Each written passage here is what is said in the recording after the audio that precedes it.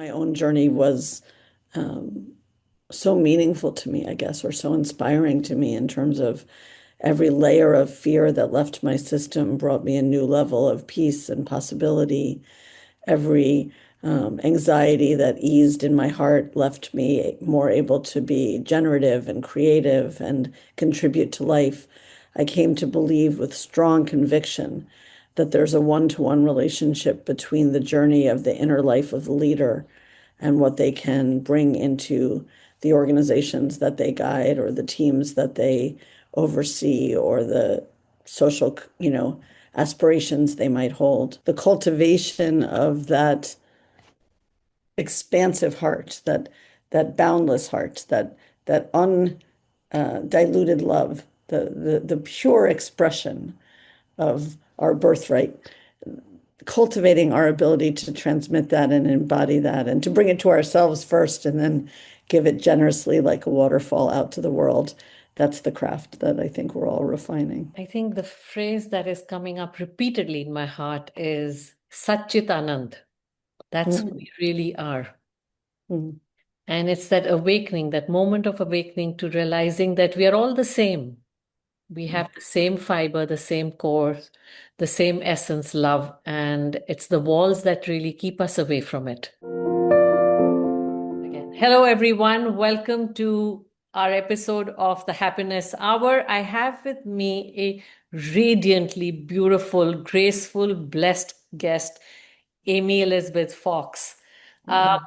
as you can see, she totally radiates with life and light and Mm. love. And I am honored to be in her presence and have her with me today. Amy Elizabeth Fox is one of the founders and the CEO of Mobius Executive Leadership, a global transformational leadership firm. For the last 20 years, she has served as a leadership and cultural change advisor to eminent professional services firms and Fortune 500 companies and has facilitated immersive executive development programs for senior leaders. She's an expert on trauma healing and also conducts training on timeless wisdom. Thank you, Amy, for being here with us today. I welcome you to our show. I'm deeply touched and honored to be with you, Ashu, and I have a intuition that we'll be able to cover terrain that I rarely get to talk about on such podcasts. So it's very precious to get to be in conversation and dialogue with you. I totally look forward to that. Mm, Your work brings in a blend of leadership, coaching, and trauma-informed development. Um, mm, Very important in today's times, and trauma seems to be such an underlying issue and often unrecognized or not dealt with. Tell me about your journey or what made you step into such a field. mm. Well, I think, like many healers, we come to the practice or the craft of hoping to be of service to other people because we have life circumstances that demand that we go on our own inner journey of healing and repair. And certainly that was the case for me. And I think, like many people, some of the hurts that asked my attention were shaped by life events in my own life story. But many of them are really passed down generation to generation in the lineage of my family. So I think because ours is in some way the first generation to have access to such psycho-spiritual development opportunities and places to work on trauma and speak about what was in earlier generations unspeakable. We have a unique window to really help not only heal our own hearts, but to lay to rest or to stop generations of inherited anxiety and violence and emotional distance. And because my own journey was so meaningful to me, I guess, or so inspiring to me in terms of every layer of fear that left my system brought me a new level of peace and possibility. Every anxiety that eased in my heart left me more able to be generative and creative and contribute to life. I came to believe with strong conviction that there's a one-to-one relationship between the journey of the inner life of the leader and what they can bring into the organizations that they guide or the teams that they oversee or the social, aspirations they might hold. My teacher, Thomas Hubel, said something the night that I met him that really encapsulated this for me. He said, not until you're at perfect peace with your past can you virgin birth the part of the future you came into life to give. Well And said. I really, it's beautiful, right? Yeah, and it sent goosebumps through my field because I knew it was true. And I also loved the notion that one could ever be at perfect peace with their past. I thought, what a beautiful thing to hold for ourselves and for each other. True, you have to create space for love to flow freely. Yeah, that's gorgeous. In some ways, we're clearing out the gunk for more love to flow freely. Yeah. Yeah. Thomas sometimes says mystics are plumbers and electricians, cleaning out the pipes and letting the light flow. And I think that's right. Yeah. Yeah, and you have had the privilege of you live by the principles of Guru Neem Karoli Baba, uh, a presence who, even when you visit his ashram, I was there, and it's there. You can feel it. Of course, it's timeless presence. It's Yes. timeless presence. Yes. Could you share what brought you there and what did you go back? Oh,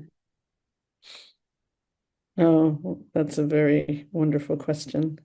Well, I first encountered his teachings through my friend Ram Dass, who I had the privilege to study with in July of 1989. And at the end of the week of Ram Dass's teaching, they were singing an evening of kirtan.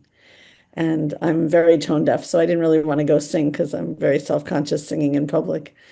And my friend that I was there with said, "Oh, it's a very heart-centered practice. I think you'd like it." And I said, "No, I'm going to be very awkward and it'll be very uncomfortable." And he said, "Well, let's just go for an hour." And I said, "Okay." I kind of begrudgingly went in a very cynical mode and very self-conscious mode.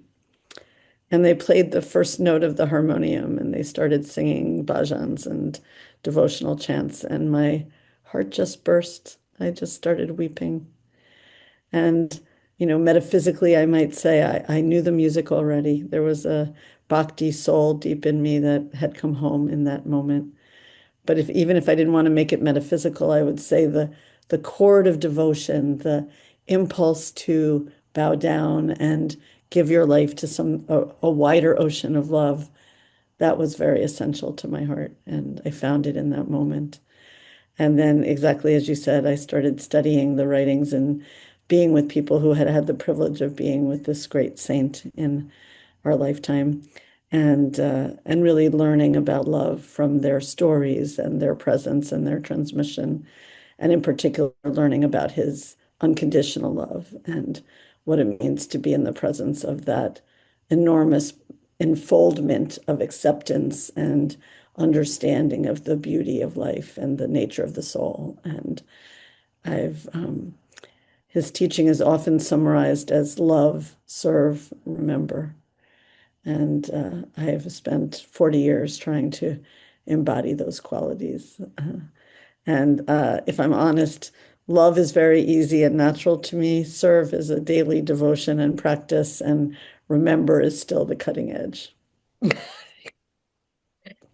Well, thank you for that candor and for sharing your heartfelt, really heartfelt Mm, experience. mm, Because when that heart suddenly feels that presence of unconditional love, yeah. touches your soul to such a deep level that it's something that stays with you forever. Yes, and I think as healers, as coaches, as facilitators, the cultivation of that expansive heart, that boundless heart, that undiluted love, the pure expression of our birthright, cultivating our ability to transmit that and embody that and to bring it to ourselves first and then give it generously like a waterfall out to the world. That's the craft that I think we're all refining. Yeah. Yeah, and it's expansive. See, that's the beauty of it. That once you open yourself to it, it only grows. Yes, I think people have a fear of two things that if they give their heart that openly that they're going to take on other people's energy or that somehow it's going to run out. And it's bigger than both of those things. That never happens. Yeah, like they say, the ocean never dries up. Exactly. It takes Exactly. all the rivers into it, and yet it never, that nothing, it just keeps on, it's still there in its own form and keeps on giving and Yeah. receiving. Yeah. And it's been my experience, and I'd love to hear how it is for you, Ashu, but it's been my experience that everyone I can encounter with benevolent eyes, with eyes of invitation to their holiness, meets me back with that. It's like there's an immediate glistening of recognition that we all have when we meet at the level of the soul. And It's intuitive. yeah, It is not something that can be, it's not logical. It's something you just know. yes. And when you both know, then it's a very deep bow. It's just like a precious encounter. Yeah. It is. Uh, you share this wisdom that you have worked through with yourself and through the Mm, teachings in your workshops on timeless wisdom. Uh, what is the core or the format that you adopt for it? mm. Well, the phrase timeless wisdom comes from a program that my teacher Thomas leads that I had the privilege of being his assistant for. And that's a 2-year trauma healing program that really uses mystical principles of healing and unity of consciousness as a restorative wave in the trauma field, both personal and collective trauma fields, which has been a breathtakingly beautiful thing to participate in. And translating that into the business environment has really been my dharma for the last 20 years. And mostly I use the framework of my sister's book, Winning from Within, which uses Jungian archetypes to express qualities of consciousness. So she describes the 4 facets of the brain in archetypal terms. The dreamer, which is the intuitive ability, the imagination, the creative spark, the realms of possibility, the lover, which is the emotional center, and the weaver of relationship and belonging and psychological safety and trust in the workplace, the warrior, which is about your alignment to your core convictions and values, but also boundary setting and taking good care of yourself and speaking hard truths. And the thinker, which is, I think, really about holding lightly your own opinions and being open to persuasion and constantly curious and interested in the parts of the complex picture you might be missing. So each of these dimensions are incredibly important transformational capabilities for leaders leading in an increasingly unpredictable and complex context. And I think because they're the shorthand of the imagery that's so universal, gives everybody a shared leadership language in which then people can continue to coach each other and support each other. So it sets people on a developmental path well past the leadership program that they're in with us, to journey over their life to increasing levels of maturity and expansion and hopefully self-expression. Which of the four archetypes do you think people struggle with most? Well, I think people have missing poses because in early life, either they didn't see a particular archetype role modeled well, or worse, they saw it role modeled in very destructive ways and they sort of alienated it or rejected it in their psyche. What I could say writ large is that because most organizational cultures are based on a kind of industrial or mechanical understanding of a workplace, not based on the thriving living human system, they tend to preference what one might call the left brain qualities of thinker warrior, execution focus, and analytics and intellectual ideation. They tend to devalue the right brain, or what one might call the feminine dimensions of emotion and intuition and relationship. So I think part of our work in this modern age is to reweave these together and to value all of them as incredibly important facets of a synergistic intelligence that we need now. So in some ways, we're kind of re-enchanting the workplace by reintroducing the more etheric qualities and the more feeling filled qualities. Another way to say that is that the workplace has put an enormous preference on autonomy and what we call resilience in modern leadership language, which somehow suggests we don't need each other. But it's preposterous. We all need each other. We're born interdependent, we die interdependent, we breathe interdependently. The entire biosphere is a breathing organism. So to help people at work feel like they can ask each other for help, they can learn from each other, they can heal together, they can tell their deepest stories, they can harbor each other's fears, they can hold each other when they're shaky. Like, I think we have to relearn how to inhabit an organization as a living human system and help leaders to embody more of their multidimensional intelligences. Yeah, emotional safety is a big issue Mm. for people to be comfortable being vulnerable, being okay saying, I don't know, being okay with fear, being okay with just not knowing. And I think the pressure to be perfect has become so high.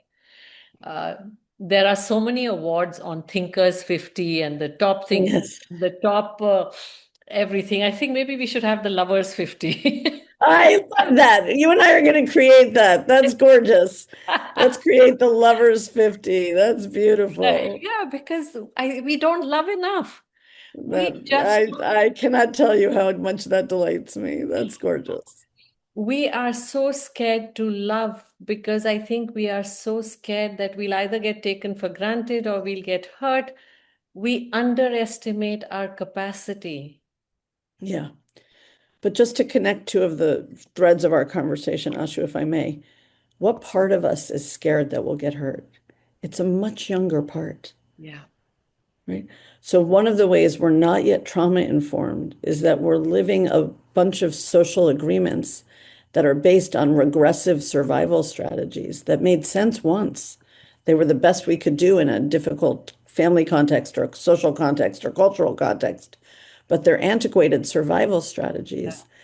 And we're building our relationships in an anti-intimacy mode because as a child we didn't get held, or as a child we didn't feel seen, or as a child we weren't safe. So hurt people will just keep hurting people. That's why we have to help leaders to do their own deep healing work, because only then do they have the possibility of creating environments where there's real safety and real trust and real openness.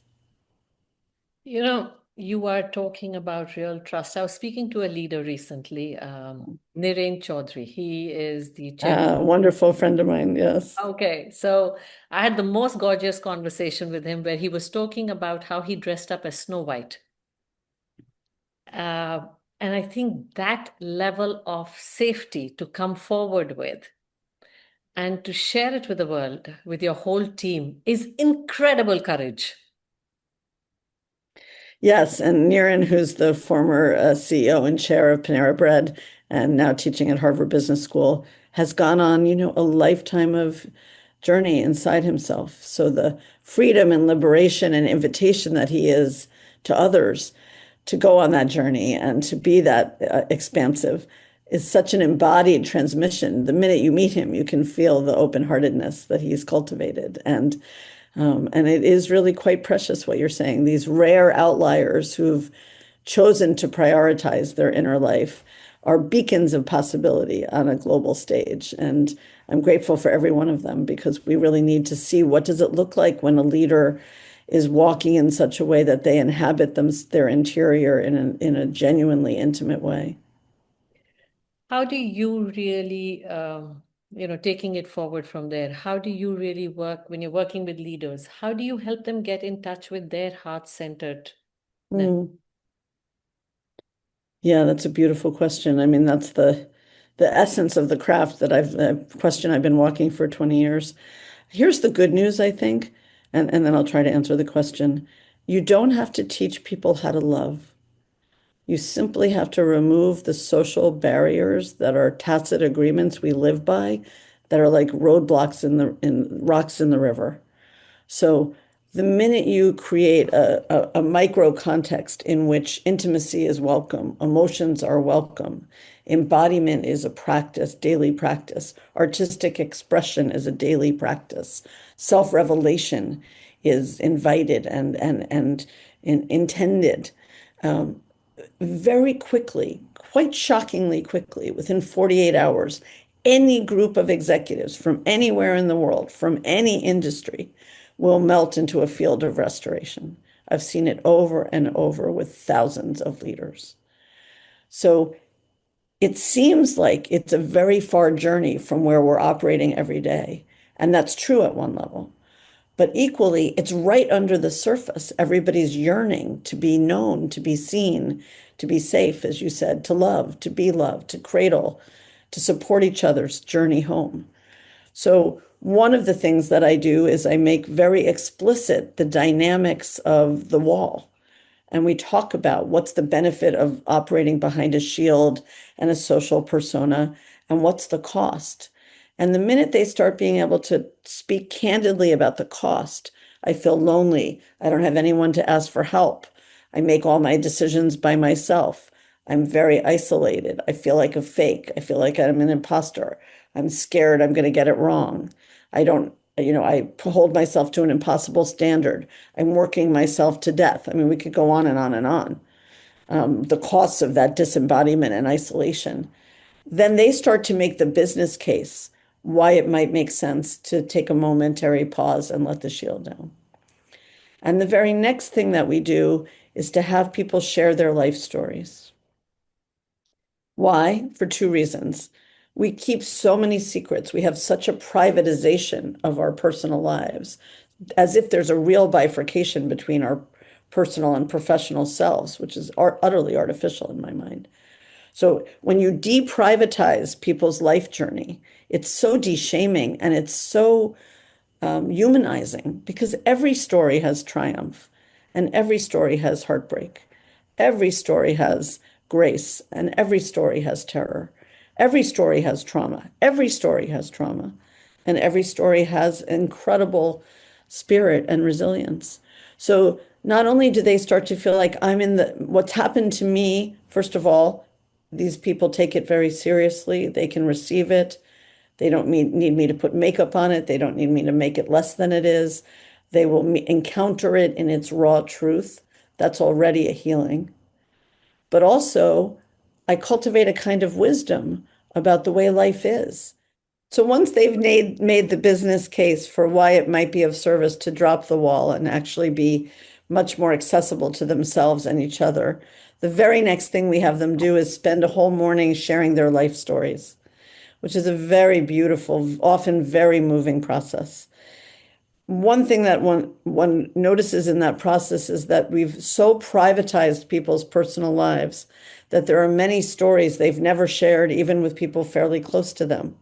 And so there's something so de-shaming about being willing to be seen in the truth of what your walk has consisted of.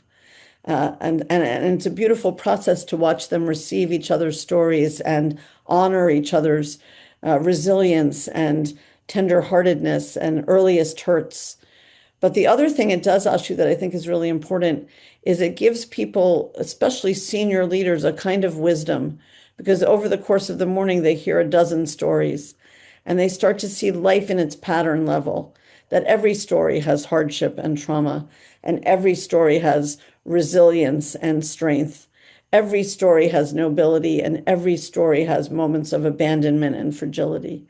And so, as a leader, you're slowly cultivating the ability for others to bring their stories to these leaders and for them to have a heightened sensitivity and benevolence in their looking who around me might be hurting, who around me might need support, who around me might need a little bit of a push into their potential. I think it sort of widens their lens of attunement by receiving all these stories to the emotional dimension of life's experience. And that's also very beautiful to watch. And by the end of that morning, when they've received each other's stories and de-shamed themselves so profoundly with one another, they're bonded as a community that can do very deep healing work. And that continues all the rest of the week. And it's quite beautiful to watch it. I've done it for 20 years and it never fails to move me to tears or leave my heart with great hope of how quickly we can melt these barriers and how natural it is for us to extend our love to each other. Yeah, it's intrinsic to us. Exactly. Here I think the phrase that is coming up repeatedly in my heart is Satchit Anand. That's who Mm, we really are. mm, And it's that awakening, that moment of awakening to realizing that we are all the same. We mm. have the same fiber, the same core, the same essence, love, and it's the walls that really keep us away from it. Yeah. And would that we just knew that, the Satchitanand, the unity of all of it, of all of us with life and the universality of all of us with one another, you know, the world of would be rewired just by that one wisdom, that one essential truth. Yeah. And, knowing that each one of us is Satchitanand, is life becomes blissful. Now, Mm, whether we call it bliss, joy, happiness, we all have different words for it. mm, Serenity. mm, What is been your journey to mm, really this place of joy, happiness, serenity? mm. Well, at one level, I could say that any life in which you get to pursue that serenity as the North Star of your choices is already a life steeped in grace, because many people's lives are shaky at such an existential level. They don't have the privilege of asking that or seeking that. I was given circumstances in which I was able to let that be a priority for my heart and for my soul. And I've struggled. The honest answer is I think since I was a child, had a sense of the communion with the divine. I've had a deep faith all my life, and that is itself a gateway to such peace and such trust and such surrender. And it sits side by side, a very deep groove of anxiety, pain at the world's suffering, uncertainty about myself, uncertainty about and mistrust of life, and it's been a dance. It's like a Leela that it's my koan of my life, I guess, for the rest of this incarnation anyway. How to let that anxiety, find more and more rest and that serenity blossom into a gardenia of my heart. And certainly having work that I believe makes a difference brings me a lot of peace. I wake up with a very strong sense of purpose every day. Walking with teachers who are themselves illumined beings with such vast hearts that they can enfold you in that love and cultivate that love through their activation and initiation. That's been part of my path.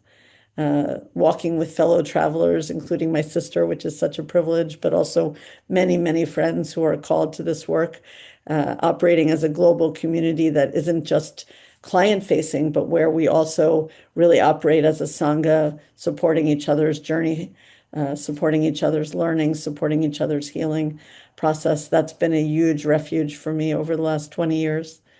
And maybe the last answer is a quiet and abiding conversation with the Lord that I tend to in the recesses of my heart and the pauses in my day and on retreat regularly and keeping that, access to the eternal flame is an important cultivation and intention in my life. And so everything comes back to that and everything rests in that. And I hope at the end of my days, everything will unfold into that. So beautiful. You've articulated the truths of life and how you live them so beautifully. Thank you so much for that. It touches me, that question, very much.